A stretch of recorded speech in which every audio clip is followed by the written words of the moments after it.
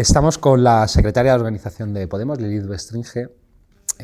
Acaba de tomar posesión o acaba de ser designada para el cargo. Lleva un mes aproximadamente, ¿no?, en la responsabilidad. ¿Cuál es el estado de la situación en la organización de Podemos? ¿Cuál es el diagnóstico que hace de cómo está la organización de Podemos? Un poquito menos de un mes, bastante menos de un mes en realidad. Pero el diagnóstico estamos ahora mismo en proceso de hacerlo. Creo que ha venido bien que la designación fuese en julio, porque así también te permite como, bueno, ir tomando contacto, ir visitando y viajando y hablando con los territorios para poder en septiembre tener ya algo más riguroso. El estado de la situación es que queda mucho por hacer, que hay cosas que se han hecho y que hay cosas que se han hecho bien y que han hecho bien mis predecesores, pero que ahora lo que toca es un poco como centrarse en las debilidades y ver qué es donde hay que reforzar y donde hay que centrarse. Y creo que eso pasa por dos objetivos principales. Uno más a corto plazo, que tiene que ver con las elecciones autonómicas y municipales y con esa preparación del partido para esos comicios electorales, en el que obviamente el partido tiene que estar fuerte y preparado, y otra más a largo plazo, que tiene que ver con asegurar que Podemos como espacio político permanezca en el tiempo. Algo que ahora, con las prisas, con todas esas convocatorias electorales que se han seguido, digamos que no hemos tenido el tiempo ni la posibilidad de construir partido y estructura territorial. Y creo que ahora es un buen momento y, bueno, esas son como las dos prioridades. Luego podríamos decir que hay tres retos, si quieres te los adelanto ya, ¿no? Que serían, el primero, pues quizá esa idea de consolidar lo que hay ya y construir donde no hay, y creo que tenemos que salir de ese principio de reacción en el que te llaman y por tanto vas, apagas un incendio y haces política una vez estás en el terreno. En este caso yo creo que lo importante es también ir donde no te llaman o donde no aparentemente no te necesitan, pero es importante también estar. Eso lo primero. Y sin inventarla, no hay que inventar la rueda, ¿no? Es simplemente trabajar y aplicar cosas que ya existen y que se hacen en otros partidos y en otros espacios. El segundo tiene que ver, aunque es más político, tiene que ver también con la construcción territorial, que es hacer frente un poco a esta idea de desapego o desafección política que tiene la gente en este momento, después de 2 años de pandemia y también por una reacción, digamos, y esto me dejas que cite a un francés de estos que me gustan, que no es una cita, ¿no?, pero una referencia, un escritor que se llama Christophe Guilly, que dice que hay desapego político, desafección política generalizado, ¿no?, y a nivel global, debido a esa secesión de las élites que lo que hacen es separarse del pueblo y hacer su vida de manera paralela. Entonces creo que en 2015 Podemos tenía un reto muy importante que tenía que ver con responder a la indignación, y ahora lo que toca es responder a esa desafección política. Es mucho más complicado porque es mucho más profundo. Lo bueno es que en esa construcción territorial eso se puede enfrentar bien, porque al final somos gente que venimos de ahí. Y el tercer reto creo que tiene que ver con identificar liderazgos y perfiles que a lo mejor no forman parte de las órbitas de los partidos, pero que hacen política en su día a día y que también tienen un lugar importante dentro del paraguas de Podemos. ¿Cuáles son esas debilidades que han detectado y que tienen que corregir? Las debilidades tienen que ver con los tiempos, tienen que ver con el tiempo limitado de existencia, de vivencia que tiene el partido político, que son 7 años, y no se nos puede olvidar, ¿no?, que parece una vida, pero en realidad es un tiempo muy reducido en la cronología de la historia política de nuestro país. Y el segundo tiene que ver también con el tiempo también, pero con las prisas, con una cuestión de que, bueno, se han seguido una serie de convocatorias electorales que al final no han permitido que Podemos pueda desplegarse, digamos, a nivel partido, a nivel territorial, y utilizar toda esa fuerza que puede tener como instrumento, como herramienta, para llegar a todos los rincones de España y para estar en todas las partes. Y mencionaba también que uno de los retos que tiene es, o uno de los objetivos, es que Podemos perviva, que Podemos sobreviva al tiempo político actual. ¿Cree que está en riesgo la supervivencia de Podemos? ¿Cree que Podemos está todavía en un periodo, en un tiempo incipiente en el que puede deshacerse o puede desgajarse o puede desaparecer? No lo creo, porque creo que el proyecto político en sí es muy sólido. Lo que pasa es que evidentemente todos los partidos políticos necesitan de una estructura, de una organización, una estructura territorial. Decir que no es necesario sería absurdo, ¿no? Claro que es necesario. Es simplemente una manera de afianzar el partido y el espacio. Y sobre todo también de llegar a otras personas y a otras partes de nuestro país. Mencionaba que uno de los retos, es uno de los retos desde el principio, ¿no? La implantación territorial. Lo detectaron todos los secretarios de organización, todos los dirigentes han sido conscientes de que uno de los problemas de Podemos ha sido la implantación territorial desde 2015, 2016, 2000. Y estamos en 2021 y Podemos arrastra el mismo problema. ¿Es solo un problema de tiempos? ¿Es solo un problema de incapacidad de hacer tantas cosas a la vez, presentarte elecciones, gobernar y a la vez desarrollar un partido? ¿O tiene también que ver con el tiempo político y con el tiempo que vivimos? ¿Tiene también que ver con que hoy implantar un partido de masas como se conocieron en el siglo XX y que son herederos todos los grandes partidos europeos, es complejo? Poniendo un ejemplo de Francia, Emmanuel Macron tampoco ha sido capaz de enraizar un partido y tiene problemas, aunque es presidente y aunque ganó la presidencia, tiene problemas en las regionales y en las municipales. No sé si es un problema del tiempo o de la estructura de Podemos. Creo que el caso de Macron es distinto por varias razones. También es verdad que es un partido muy joven y a la vez, digamos que una cosa en Francia son las presidenciales y otra cosa son las elecciones regionales, digamos, municipales, autonómicas, lo que conoceríamos aquí. La oferta política en unas y en otras en Francia siempre ha sido muy diversa y muy plural. No sería comparable la situación de Podemos con la situación del partido de Macron, además también por una cuestión de Macron entendido como, y que al final no es tampoco una situación similar a la de Podemos, porque Macron es más como un producto comunicativo, ¿no?, que a través de alianzas políticas consigue construir a nivel territorial. Nosotros podemos tener esa parte de comunicación y de partido que comunica, obviamente, pero creo que también hay una parte mucho más profunda de que nosotros sí que somos un partido establecido, sí que tenemos representación en muchas zonas de España, en muchos territorios, simplemente es seguir agrandando eso, y sí creo que es una cuestión de tiempo, quizá también de trabajo, de dedicación y de objetivos concretos, ¿no?, que a lo mejor podría ser lo que ha faltado. Hemos hablado mucho en términos generales, ahora toca ir a lo concreto y al detalle. Dice que está viajando, que ha viajado ya por algunos territorios. ¿Qué le comentan las estructuras territoriales a nivel municipal o a nivel autonómico? ¿Qué le demandan? ¿Qué necesitan? ¿Qué no reciben de la dirección estatal y le demandan a usted como secretario de organización? Yo creo que en general en los viajes que hemos ido haciendo la gente está muy ilusionada con el nuevo periodo y con la nueva etapa, también con la nueva dirección. Creo que eso es muy importante porque venimos de una dinámica en la que a toda costa hay como que recuperar esa ilusión, ¿no?, y como siempre hablamos de recuperar la ilusión, devolverle la ilusión a los territorios y a la militancia. Creo que no es tanto una cuestión de ilusión, sino como devolverles la implicación y la capacidad política. Entonces creo que eso es algo que sí que se demanda, ¿no?, la posibilidad de trabajar en conjunto. También una cuestión de territorializar los éxitos, ¿no?, que no sea algo que se mantenga aquí en el gobierno estatal y que por tanto se celebre en Madrid, sino que también se pueda llevar y acompañar al resto de territorios y entender las cosas que se consiguen aquí como lo que son logros del gobierno y por tanto logros que afectan y que benefician a todos los territorios. El modelo organizativo que plantearon en la asamblea de Podemos es muy similar al que se planteó en la anterior asamblea, al que diseñó, digamos, el anterior equipo, el de Alberto Rodríguez, pero sí quieren introducir algunos cambios. ¿Qué cambios quieren introducir en concreto? ¿Cómo plantea que Podemos puede abrir sus puertas y que gente que estuvo o que no estuvo, pero que podría haber estado, se interese y quiera volver a participar y a militar en un partido que en 2014 y en 2015 desbordó por participación popular, ¿no? Tuvo, hay muchísimos ejemplos, ¿no?, pero realmente los círculos sectoriales y los círculos territoriales, la gente iba y participaba. ¿Se puede recuperar eso y cómo plantean hacerlo? Hay dos tareas. La primera tiene que ver con terminar de desarrollar ese modelo organizativo que viene a propuesta de Alberto Rodríguez y que sin duda es algo que ellos han estado haciendo durante este periodo y que hay que continuar con su desarrollo y su implementación.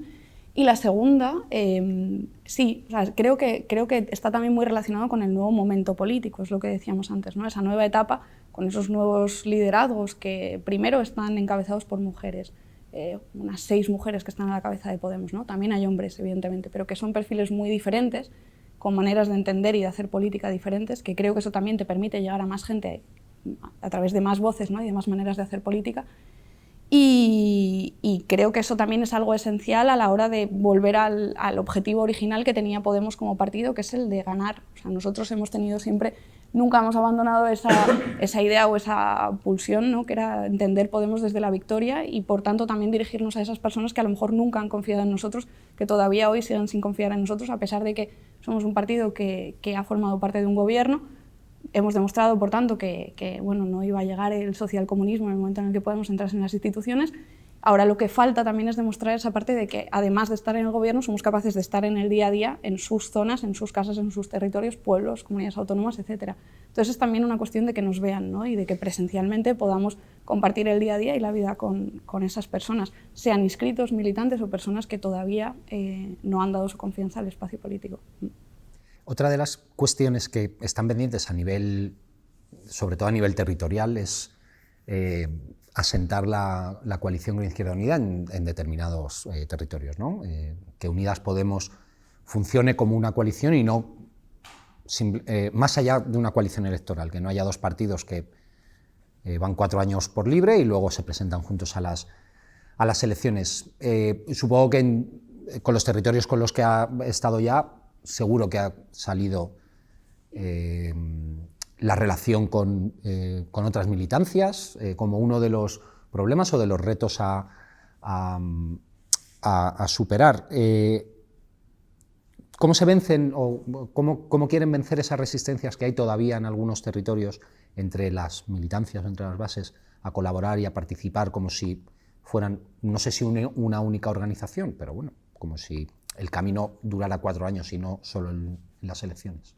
El trabajo entre las diferentes fuerzas que componen el espacio político lleva haciéndose desde hace mucho tiempo a través de las mesas confederales y las mesas territoriales. En el caso de Izquierda Unida y de Podemos es un trabajo que ha sido más estrecho, pero también, por ejemplo, ahora, muy próximamente, será también con Alianza Verde, con la fuerza política que encabeza Juancho López de Uralde. Creo que la clave ahí tiene que ver con que los objetivos políticos evidentemente son los mismos. Entonces todas esas mesas sirven para que a través del diálogo, de la conversación y del debate político quede claro cuáles son los objetivos que tenemos en común y pensemos cómo preparar el escenario político de cara a las elecciones que vienen. Lo importante ahora mismo no es hablar de listas electorales, lo importante es hablar de esos objetivos, porque las listas electorales es algo que con el tiempo y con esos objetivos irán dirimiéndose, irán definiéndose en el tiempo, ¿no? Ahora mismo lo que clarísimamente tiene que haber es una militancia que trabaje en conjunto, sea del partido, del espacio político que sea, y que empuje para crecer justamente territorialmente y llegar a más gente. Pero precisamente, digo, más allá de lo que es la lista electoral o preparar las elecciones, en el trabajo diario, en el día a día, en los pueblos, en los barrios, en las asambleas locales, no en todas o no siempre funciona la colaboración entre militancias. En las recientes elecciones en Madrid fue un ejemplo en el que hubo problemas. Hablo problemas por abajo. ¿Cómo pasamos de que Unidas, o cómo se pasa de que Unidas Podemos sea una coalición que se cierra por arriba a que por abajo también se sienta que hay una coalición y no una mera suma de siglas electorales? Con el trabajo diario. Tiene que ver con que se vean, tiene que ver con que hablen y hagan política en común. Y en muchos sitios se está haciendo, quizá en otros todavía es algo que lleve su tiempo, toda colaboración lleva su tiempo, ¿no? Tiene que pasar un proceso de entendimiento en el que todo el mundo comprenda cuál es su papel, cuál es su rol, qué tiene que hacer cada uno y cómo pueden sumar y aportar, pero creo que clarísimamente tiene que ver con el trabajo diario, con estar en el mismo sitio juntos, trabajando y colaborando. Aparte de la relación con Izquierda Unida, Yolanda Díaz ha planteado recuperar un poco el el Podemos de 2016, ¿no? Por decirlo de alguna forma, en el que algunas partes que se han ido desgajando o gente que estuvo ahí vuelva. Mencionaba ella el otro día en una entrevista el domingo a Ada Colau, que forma parte del espacio político, pero mencionaba también a Mónica Oltra, por ejemplo, mencionaba a Martiño Noriega, que fue alcalde de Santiago. ¿Cree que se puede, cómo cree que va a evolucionar ese intento de volver a armar un puzzle del que algunas piezas se han desgajado? ¿Comparte la dirección de Podemos este planteamiento de Yolanda Díaz, de esa necesidad de volver a lo que era el espacio en 2016? Creo que uno de los legados, digamos, aunque suene un poco fatalista, ¿no? Pero bueno, uno de los legados políticos que nos ha dejado Pablo Iglesias tiene que ver con una construcción de un espacio amplio que esté estructurado y que esté engranado entre sí, que fue el espacio de, digamos, la mayoría de gobernabilidad que impulsó y que apoyó al gobierno y que también impulsó y apoyó los presupuestos generales del Estado.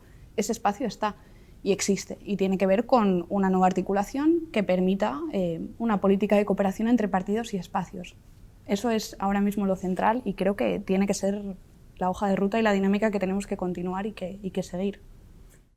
Cooperación, pero en espacios independientes, entiendo, o en espacios políticos que a posteriori pueden llegar a un acuerdo programático o de gobernabilidad, como decía. Somos espacios diferentes, eso es así, ¿no? Somos partidos políticos diferentes, pero claro que esa cooperación se ha dado ya en otros ámbitos, también en los parlamentos autonómicos, también en el Congreso, entonces todas esas dinámicas tienen que ir impulsándose y fomentándose. O sea, que no ven posible, por ejemplo, una alianza con Más País de cara a las próximas elecciones generales. Como te he dicho antes, no toca hablar de alianzas, listas electorales, sino de construcción del proyecto en común, ¿no? Y creo que eso es lo principal, no ponernos a hablar ahora de si con este sí o con este no. Y de cara a las elecciones autonómicas, que son mucho más inminentes y que dice que ya están preparando, ¿no?, el terreno, con Compromís, con Adelante Andalucía, o con la nueva Adelante Andalucía de Teresa Rodríguez, o con Más Madrid ya no habría... Bueno, sí, en 2023 vuelve a haber elecciones, así que con Más Madrid, que ya hubo un amago de intentar una alianza, ¿eso sí se podría intentar? ¿O creen que es no sé si se podría intentar, pero creen que es un objetivo viable, creen que es un objetivo a perseguir? Creo que el objetivo que tenemos nosotros como espacio político, como Podemos, tiene que ver con reforzar nuestra organización y nuestro partido. Y por tanto tiene que ver también con ampliar el espacio, pero ampliar nuestro espacio. Y te hablo como secretaria de organización de Podemos, ¿no? Más allá de eso, sí, insisto, ¿no?, como que toda cooperación y todo proyecto común creo que es algo que tiene que seguir desarrollándose como se ha desarrollado hasta ahora. Evidentemente con fuerzas progresistas pues más intensamente, pero te diría lo mismo a nivel estatal, ¿no? También con Esquerra, también puede pasar con Bildu, también incluso ha pasado con fuerzas como el PNV. Creo que es esa articulación la clave y quizá lo que nos va a permitir también llevar esas políticas sociales más adelante. No es tanto una cuestión de aglomerar y juntar a todo el mundo en un mismo espacio político, sino una cuestión de entenderse, de escucharse y de comprender y ver cómo podemos hacer política juntos. Hablando de hacer política, el curso político está a la vuelta de la esquina para cerrarse, está prácticamente terminado. Yolanda Díaz ha hablado en algún momento de que a partir del verano comienza una nueva legislatura, o ahora que comienza una nueva legislatura. Es una idea que también ha expresado de alguna forma el presidente del Gobierno, dando por cierto que hay como un parteaguas ahora este verano que podría marcar el avance de la vacunación, etcétera, etcétera. ¿Qué balance hacen de la primera parte de la legislatura, de la primera experiencia de Podemos en el Gobierno de la Nación? Creo que el balance es bastante ambivalente, ¿no? Por un lado tenemos como la responsabilidad también de hacernos cargo de las insatisfacciones y las frustraciones que ha podido generar, que obviamente no somos una fuerza mayoritaria dentro del Gobierno y que por tanto muchos de los retos que nos planteábamos como fuerza política no han llegado a sus máximos porque tenemos la representación que tenemos, que es 35 diputados, y por tanto sí que hay cosas que quedan pendientes, ¿no?, o que todavía hay que insistir, negociar y bueno, persistir hasta que se consigan. Y luego, por otro lado, tenemos una parte, digamos, más positiva que tiene que ver con que, evidentemente, si no hubiésemos estado dentro del Gobierno de coalición, muchísimas políticas no hubiesen salido adelante. y te las puedo enumerar, ¿no? El ingreso mínimo vital, el salario mínimo interprofesional, los ERTEs, la ley solo sí es sí, la ley trans, por ejemplo, que es un ejemplo claro, ¿no?, de cuáles son las dos posiciones dentro del gobierno, porque al final otra vez somos dos partidos diferentes con una hoja de ruta y un programa diferente. Y aunque haya un acuerdo de gobierno, parece que a una de las dos partes le cuesta un poco más cumplir con ese acuerdo de gobierno. Y por tanto, bueno, pues la tarea es, en la medida de nuestras posibilidades y sin desistir en el intento y con todas nuestras fuerzas y energías, hacer que se cumpla ese acuerdo de gobierno también en la ley de vivienda o en la reforma laboral. La ley de vivienda estará lista, creo que Ábalos habló de otoño, de antes de otoño, de intentar tenerla lista a nivel gubernamental en el verano, luego viene toda la tramitación, ¿no? Pero ¿realmente estará lista, no sé, en los próximos meses? Nosotros consideramos que la ley debería de llevar lista ya muchos meses, pero bueno, creemos que esa negociación que está en proceso y que está llevando a cabo el Ministerio de Derechos Sociales tiene que culminar en ese mínimo, que realmente es un mínimo, que es lo firmado dentro del acuerdo de gobierno.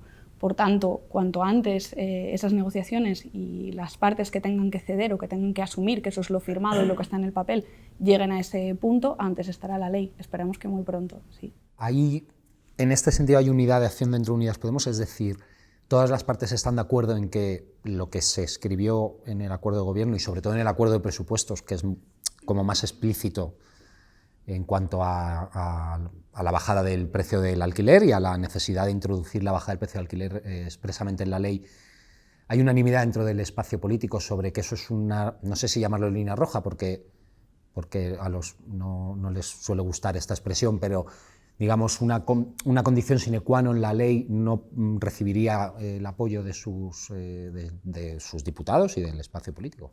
Creo que no solamente es un consenso dentro del espacio político y de Podemos, sino que también lo es en la sociedad. Entonces, no tendría sentido que no lo fuese a nivel de nuestros ministerios, sí lo es. Decía que la presencia de Podemos en el gobierno, de Unidas Podemos en el gobierno, ha permitido sacar pues esas leyes que ha enumerado, ¿no? Pero digamos que tiene un reverso, que es que también han tenido que asumir políticas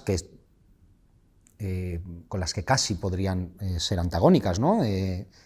Se me ocurre la fusión de la Caixa y de Bankia como uno de los ejemplos claros de una decisión que probablemente Unidas Podemos no habría aceptado si hubiera sido consultada previamente.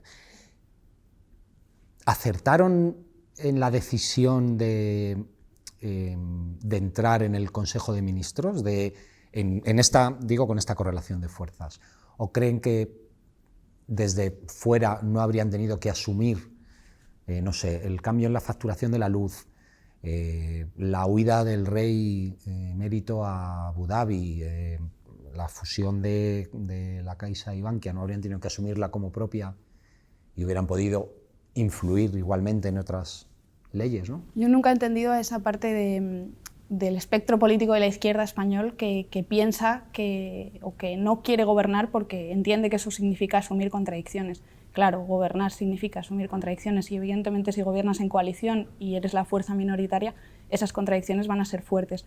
Pero al final creo que con lo que nos tenemos que quedar es que evidentemente si Unidas Podemos no hubiese estado en el espacio de gobierno, muchas de las cosas que hemos conseguido no habrían estado ahí. Me faltaban dos por enumerarte que creo que son súper importantísimas, la ley de eutanasia y la ley de cambio climático. ¿En qué momento nos podríamos imaginar que una ley de eutanasia hubiese llegado a nuestro país si no hubiese estado Unidas Podemos dentro del gobierno? Entonces creo que Podemos tiene una cosa muy concreta y muy especial que es en el fondo lo que hace que los grandes poderes le tengan un poco más de respeto a la fuerza política, que es que tiene una doble pulsión. Tiene esa obsesión, digamos, o esa necesidad y esa comprensión de que hay que gobernar y que para cambiar las cosas y la vida de la gente tienes que formar parte de un gobierno y no basta con ser oposición o desde la comodidad del Parlamento y de tu escaño reprochar o exigir ciertas cuestiones, sino que tienes que gobernar para poder cambiarlas. Y por otro lado, la doble pulsión, la segunda pata, tendría que ver con siempre querer ir más allá, no renunciar a nuestro propio programa. Y por ejemplo, en el caso concreto de la luz, es un ejemplo perfecto, ¿no? Tú puedes negociar en el Consejo de Ministros o dentro del Gobierno la reducción del IVA de la luz, pero a la vez puedes exigir y empujar de tal manera que el mensaje de que España necesita una empresa pública de electricidad vaya calando y entre hasta que llegue el momento en el que eso se consiga. Pero ¿y cómo responden, por ejemplo, ayer mismo Desde Unidas Podemos se exigieron explicaciones sobre las cargas policiales que hubo en Madrid tras la manifestación por el asesinato de Samuel en A Coruña. Pablo Echenique, Jaume Asens escribieron mensajes exigiendo explicaciones y que se depuren responsabilidades, pero un rato después la portavoz del Gobierno sale en la rueda de prensa del Consejo de Ministros y respalda la actuación policial y la achaca altercados que se produjeron o que fueron provocados por una parte minoritaria de los manifestantes. ¿Cómo convences no solo a tu votante, sino a quien sociológicamente podría estar en ese espacio de que tu presencia en el Gobierno te impide o no es suficientemente fuerte como para que eso no se produzca, o para exigir responsabilidades, o para que el ministro de Interior reclame a la delegada del Gobierno de Madrid explicaciones, y con hacer esa protesta desde fuera que no tiene traslación a lo que ocurre en el Ejecutivo? Creo que, digamos que el Estado reparte legalidad y legitimidad, ¿no? Y aunque tú formes parte de ese gobierno de coalición, insisto, como miembro minoritario, tú desde dentro de ese propio gobierno puedes poner en duda la legitimidad de ciertas cuestiones concretas o de ciertas decisiones concretas. Y esto lo hemos hecho desde el principio, lo ha hecho Pablo Iglesias, lo ha hecho Ione Belarra, lo ha hecho Irene Montero.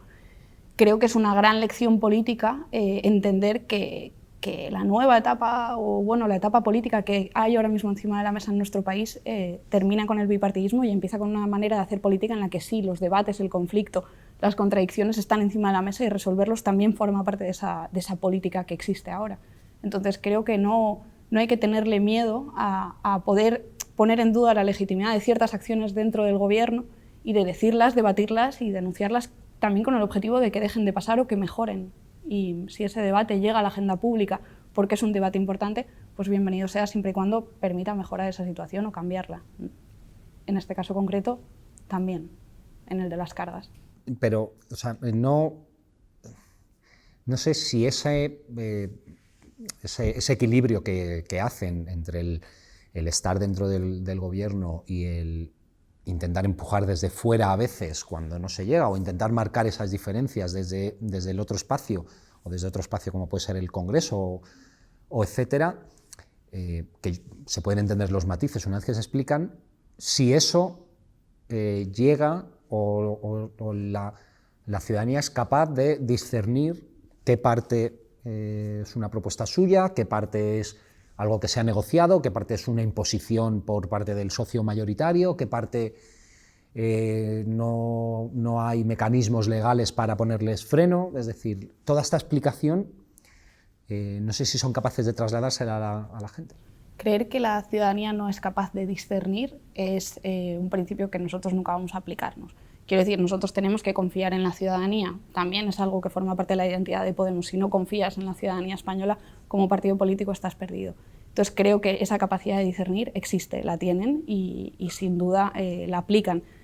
Quizá haga falta tiempo, ¿no?, también para que el mensaje termine de llegar a los sitios a los que no haya podido llegar, pero en cualquier caso yo creo que es bastante evidente, y esto se ejemplifica cuando hay un conflicto político que se pone encima de la mesa y se dice claramente: nosotros apoyamos una empresa pública eléctrica, nosotros no la apoyamos. En el momento en el que el conflicto está encima de la mesa, el ciudadano de a pie puede ser capaz de ver qué defiende cada uno y en función de eso tomar una decisión y entender de dónde viene esa fuerza, esa presión o ese empuje dentro del gobierno. Pero para eso hay que poner el conflicto encima de la mesa, que es una estrategia política que Podemos ha utilizado de forma habitual desde 2014. Lo que Pablo Iglesias decía en alguna ocasión, lo de nosotros venimos aquí a decir, o vamos a decir la puñetera verdad. ¿Seguirá esa estrategia durante toda la legislatura, o el cambio de liderazgo en Unidas Podemos es con una forma diferente de hacer política, como ha dicho Yolanda Díaz ella misma, hará que no se pongan tanto los conflictos encima de la mesa y se intenten resolver más de puertas hacia adentro, y por lo tanto no se pueda hacer tan evidente las dos posiciones que hay dentro del gobierno? Creo que no solamente el hecho de que el conflicto esté y forme parte del panorama político no es simplemente un trabajo nuestro. Creo que tiene también que ver con esa nueva manera de hacer política. Ya no estamos en el momento en el que las cosas se deciden a puerta cerrada, en despachos, y sin contar con la opinión pública o con los ciudadanos. Ahora las cosas se deciden también en el panorama público, ¿no? Y eso forma parte también de la implicación de la ciudadanía en la política. Hay que distinguir entre la confrontación y el conflicto, que son herramientas políticas y que son herramientas que se han utilizado siempre en pos, digamos, de conseguir o de conquistar derechos, y son herramientas que son legítimas y que se tienen que seguir utilizando porque tienen que ver con la defensa de las ideas políticas y por tanto son totalmente legítimas. Y hay otra cosa que es de lo que más se habla, ¿no? o que es lo que también nos achacan, pero que no tiene nada que ver con el conflicto y la confrontación, que es el ruido. El ruido no tiene que ver con la resolución de conflictos o con el debate de ideas. El ruido tiene que ver con una serie de discursos y de violencia dialéctica que proviene sin duda de otro espacio de la política española y que alienta o impulsa comportamientos o violencias en el día a día y en la vida de la gente. Creo que tú puedes tener conflicto y puedes tener confrontación con un estilo sosegado. Puedes ser Yolanda Díaz y no ser Pablo Casado. Entonces creo que no es contradictorio. Evidentemente cosas como los ERTEs o el salario mínimo o la reforma laboral no son cosas que se consiguen pidiéndolas por favor, se consiguen con conflicto político. Y ese conflicto, ese debate de ideas es el que después trae los derechos, ¿no? y las mejoras de la vida. Vamos a terminar ya. Hablaba al principio de que había digamos que había cambiado el ambiente político, el ambiente social, de la indignación de la década pasada contra la crisis de 2008-2010, ¿no? Una indignación que fue creciendo y que en España fraguó en Podemos, ¿no? A partir de 2014, y que ahora había una desafección política. ¿Cómo se le da cómo le dan la vuelta a eso? Porque cuando la hipótesis populista que puso sobre la mesa Podemos, pues era una hipótesis populista con una agenda progresista, pero esa misma hipótesis populista se puede activar con una agenda reaccionaria, como estamos viendo desde 2017, ¿no? ¿Cómo se combate con ese giro reaccionario que hemos detectado en España y que está, quiero decir, campa por toda Europa? No tiene por qué ser mayoritario, pero hay un evidente giro reaccionario, esa desafección que mencionaba al principio. Creo que el giro reaccionario se combate con el debate político y con la confrontación de ideas. Se combate sin tener miedo a decir o a señalar ciertas cuestiones y a resolverlas, e incluso sin tener miedo a utilizar ciertos términos que quizá ya están asociados a ese espacio reaccionario. Y esto creo que es algo que Podemos ha hecho siempre. Quizá en algún momento se le reconocía más, en otros momentos se le ha reconocido menos, pero siempre ha estado ahí. Y en cuanto a la desafección política, creo que tiene mucho que ver con esta idea que ponen en marcha al final esos grandes poderes, ¿no? Que es el clásico de hagan como yo, no se metan en política, que lo veíamos en su momento en la época de Franco, pero lo vemos todavía a diario en discursos y en intervenciones del Partido Popular. Al final, a quien más le beneficia que la ciudadanía no haga o no se implique en política es a esos grandes poderes, porque cuanta menos política en manos de la ciudadanía, más política en manos de la gente con poder. Esa desafección se combate con implicación, y esa implicación tiene que ver con bueno, que al final somos un partido que viene de donde viene. Quiero decir, somos, por decirlo así, ¿no? Un puñado de ciudadanos con orígenes muy diferentes y de sitios muy distintos que puede entender y comprender cuáles son los problemas del día a día y, por tanto, puede conseguir articular esa idea de que la política tiene que ser una herramienta que nos beneficie a todos y no podemos dejar que nos la hagan. La desafección política es un problema que no va a afectar solamente a España, tiene que ver con los niveles de abstención, por ejemplo, también en Francia. Y quizá el problema es saber cómo dirigirse a la gente también y cómo solucionar, bueno, salir del ruido, como decíamos, y de los discursos de violencia dialéctica y entrar en las cosas que de verdad le preocupa a la gente. Uno de la terminología clásica de la derecha del espacio reaccionario que Podemos intentó apropiarse o se apropió o resignificó en sus orígenes fue el de soberanía.